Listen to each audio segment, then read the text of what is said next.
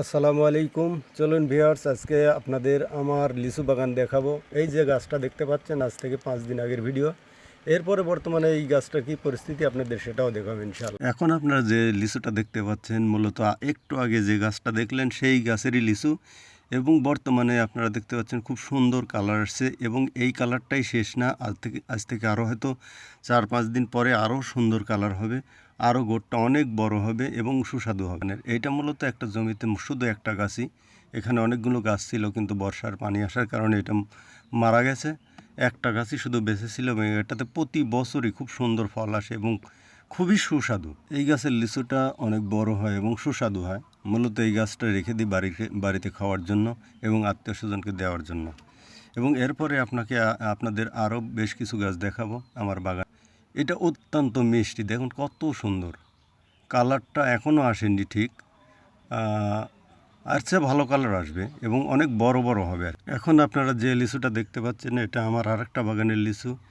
এই বাগানে সবগুলো গাছে লিচু আসেনি, 2-1টা গাছ বাদ আছে। যে গাছে আসছে প্রচুর পরিমাণে আসছে এবং খুব সুন্দর লিচু আসছে।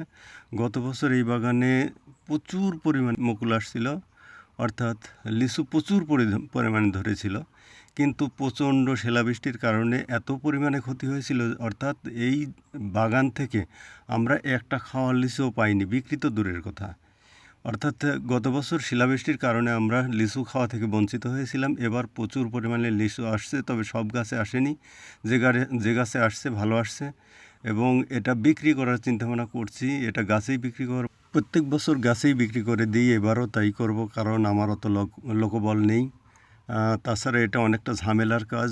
প্রতিদিনই কম বেশি লোক আসছে লিচু কেনার জন্য, অর্থাৎ গাছ থেকেই কিনে নিয়ে যাবে তারা, হয়তো লোকবল দিয়ে ভেঙে নিয়ে যাবে আড়তে বিক্রি করার জন্য। আমার পক্ষে সম্ভব না, কারণ আমি অত লোকবল এই মুহূর্তে পাওয়া সম্ভব না, কারণ প্রত্যেকটা বাগানেই লিচু পেকে গিয়েছে এবং সেটা ভাঙার জন্য প্রচুর পরিমাণে লোকের দরকার।